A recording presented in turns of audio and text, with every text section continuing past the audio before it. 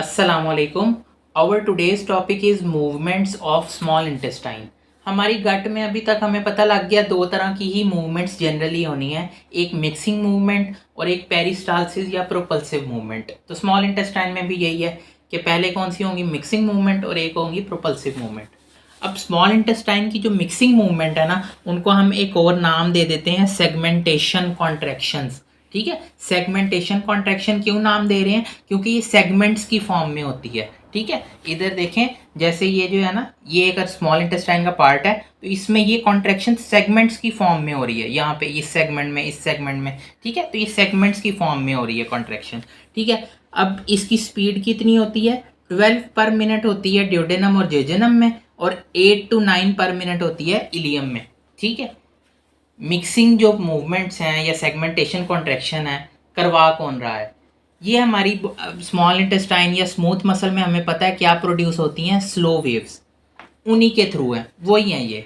लेकिन एक और चीज़ साथ इनको हेल्प करती है, वो क्या है? हमारा एंटेरिक नर्वस सिस्टम, यानी कि माई एंटेरिक प्लेक्सस। ठीक है, slow waves plus enteric nervous system मिलके जो है वो क्या प्रोड्यूस कर रही हैं, सेगमेंटेशन कॉन्ट्रैक्शंस। ठीक है, अब वो कहता है अगर एक बंदा है ना, उसमें हमने एट्रोपिन दे दी उस बंदे को, और उसमें हमने एंटेरिक नर्वस सिस्टम ब्लॉक कर दिया, तो उसमें जो स्लो वेव्स है ना, वो इतनी अफेक्टिव नहीं होंगी कि वो सेगमेंटेशन कॉन्ट्रैक्शन प्रोड्यूस कर सकें या काइम की जो है वो मिक्सिंग कर सकें। ठीक है, तो इसलिए दोनों फैक्टर्स जो हैं वो ज़रूरी हैं। इसकी जो साथ एंटेरिक नर्वस सिस्टम की एक्साइटेशन है वो कंपलसरी है, ताकि स्लो वेव्स मजीद इंटेंसीफाई होकर सेगमेंटेशन कॉन्ट्रैक्शन प्रोड्यूस कर सकें।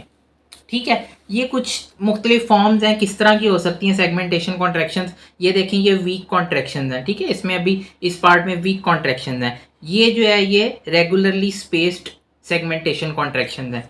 ये आइसोलेटेड है, यानी कि पूरे पार्ट में एक जगह कॉन्ट्रैक्शन हो रही है, और ये इरेगुलरली स्पेस्ड है। पहले इस पार्ट में हुई, ये देखें डिस्टेंस जो है वो चेंज हो रहा है, ये इरेगुलरली स्पेस्ड है, ये आइसोलेटेड है। ये जो है हमारी नॉर्मल कॉन्ट्रैक्शन है, रेगुलरली स्पेस्ड, और ये वीक सेगमेंटेशन कॉन्ट्रैक्शन है। ठीक है, तो इस तरह क्या होगा, हमारी मिक्सिंग हो जाएगी स्मॉल इंटेस्टाइन में। ठीक है, अब नेक्स्ट हमने खाने को आगे भी तो लेके जाना है ना, towards caecum, duodenum, jejunum, ileum के बाद हमने खाने को सीकम में भी लेके जाना है, तो प्रोपल्सिव मूवमेंट होंगी, यानी कि पेरिस्टालसिस होगी स्मॉल इंटेस्टाइन में। ठीक है, पेरिस्टालसिस की स्पीड क्या है? 1 सेंटीमीटर पर मिनट। ये हमारे काइम को जो है ना 1 सेंटीमीटर पर मिनट पुश करता है, यानी कि 1 मिनट में काइम को कितना आगे पुश करता है? सिर्फ 1 सेंटीमीटर। ठीक है, और वो कहता है कि हर 10 सेंटीमीटर बाद ना, अगर यहाँ से पेरिस्टाल्टिक वेव प्रोड्यूस होना शुरू हुई है, तो 10 सेंटीमीटर बाद जाके वो क्या हो जाएगी? ख़त्म हो जाएगी। तो वो कितना ट्रेवल कर सकती है एक पेरिस्टाल्टिक वेव? सिर्फ 10 सेंटीमीटर, फिर अगली प्रोड्यूस हो जाएगी। ठीक है, लेकिन एक वेव जो है वो सिर्फ 10 सेंटीमीटर तक ट्रेवल कर सकती है। ठीक है, अब ये जो पेरिस्टालसिस हो रही है, इसको कौन कंट्रोल कर रहा है? हमें पता दो तरह के कंट्रोल्स हैं हमारे, एक नर्वस कंट्रोल होगा, एक हार्मोनल कंट्रोल होगा। नर्वस कंट्रोल जो है वो कब होगा? हमें पता है जब ड्यूडेनम में खाना आ गया, जब ड्यूडेनम डिस्टेंडेड हो जाएगी, तो उससे डायरेक्टली जो है वो सिग्नल जाएंगे, ब्रेन स्टेम में जा सकते हैं, एंटेरिक नर्वस सिस्टम में जा सकते हैं कि भाईजान खाने को आगे लेके जाओ। ठीक है, हम ड्यूडेनम डिस्टेंडेड है, खाना आगे लेके जाओ, पेरिस्टालसिस स्टार्ट करो।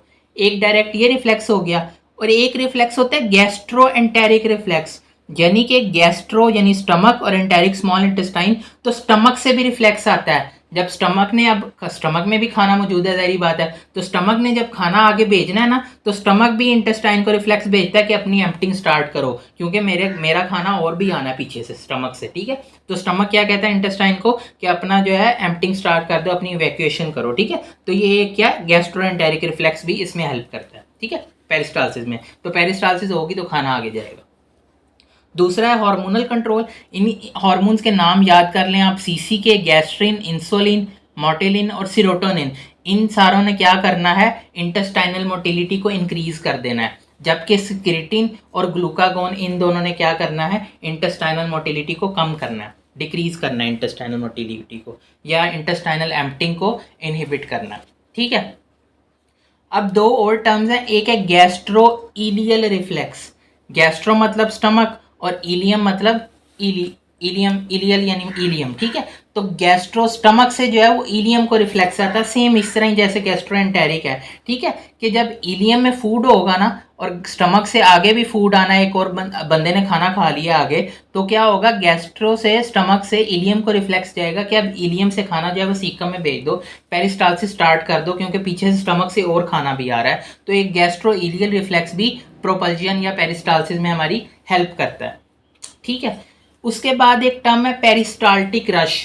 पेरिस्टाल्टिक रश क्या होता है, सपोज समझ लें एक ये ना प्रोटेक्टिव मैकेनिज्म है हमारी बॉडी में, ठीक है। जब कोई टॉक्सिक सब्सटेंस या इरिटेंट कोई हमारे इंटेस्टाइन में आ जाता है ना, तो पेरिस्टाल्टिक रश स्टार्ट हो जाता है ताकि उसकी जल्दी से इवैक्यूएशन हो जाए। पेरिस्टाल्टिक रश है क्या, जो पेरिस्टालसिस वेव है ना उनकी इंटेंसिटी और स्पीड बढ़ जाती है ताकि इंटेस्टाइनल कंटेंट जो है वो जल्दी से हमारी बॉडी से रिमूव हो सके, जो जो भी टॉक्सिक सब्सटेंस हमारी बॉडी में आ गया है, ठीक है। तो पेरिस्टाल्टिक रश एक जो है प्रोटेक्टिव मैकेनिज्म है, ठीक है। और ये हो किस तरह रहा है, ये भी उस तरह ही, एक हमारा एंटेरिक नर्वस सिस्टम इसको कंट्रोल करेगा, माइंटेरिक प्लेक्सिस ताकि कॉन्ट्रैक्शन तेज हो जाए। दूसरा हमारा इसमें एक और चीज़ इन्वॉल्व हो जाएगी, ऑटोनॉमिक नर्वस सिस्टम यानी कि पैरासिम्पैथेटिक सिस्टम, ताकि जो है वो पेरिस्टालसिस जो है वो तेज हो सके, ठीक है। तो ये पेरिस्टालसिस रश होगी। अब दो और टर्म्स हैं, एक है मस्कुलरिस म्यूकोजा और एक है विलाई। इन दोनों का क्या रोल है, ये जो हमारी स्मॉल इंटेस्टाइन है इनकी कॉन्ट्रैक्शंस की वजह से या इनके सरफेस एरिया की वजह से एब्जॉर्प्शन में हेल्प होती है।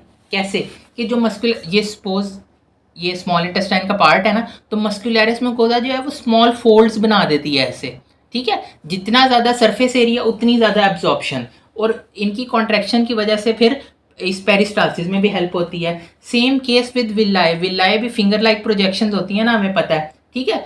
तो विलाई क्या करती हैं, शॉर्टनिंग और एलोंगेशन, अपनी बार बार शॉर्टनिंग एलोंगेशन, शॉर्टनिंग एलोंगेशन, जिसकी वजह से जो इसके अंदर लेक्टियल सिस्टम यानी कि लिम्फेटिक सिस्टम है ना उसकी भी कॉन्ट्रैक्शन होती है, तो ईजिली जो फूड है ना वो इसमें एब्जॉर्ब हो सकता है, ठीक है। तो ये एब्जॉर्प्शन में भी हेल्प करती हैं, साथ जो है वो पेरिस्टालसिस में भी हेल्प करती हैं, ठीक है।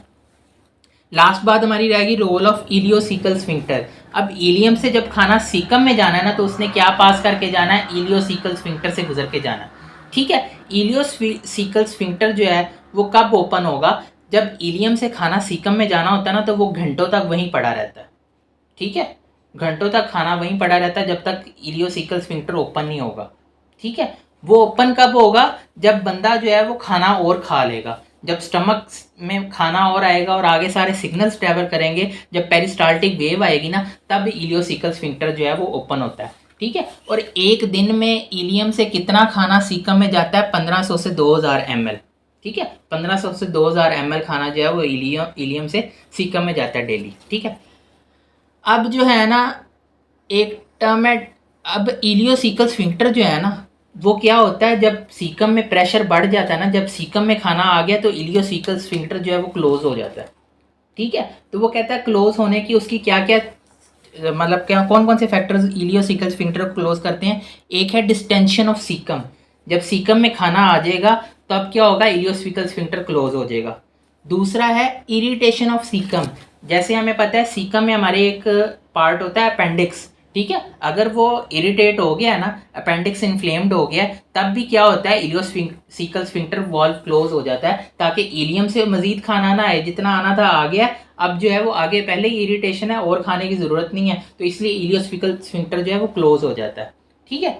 इसमें भी इरिटेशन में भी वही हमारा सारा नर्वस सिस्टम इन्वॉल्व है, माइंटेरिक प्लेक्सस वगैरह और ऑटोनॉमिक नर्वस सिस्टम वगैरह, जिन्होंने इसका क्लोजर कंट्रोल करना है, ठीक है।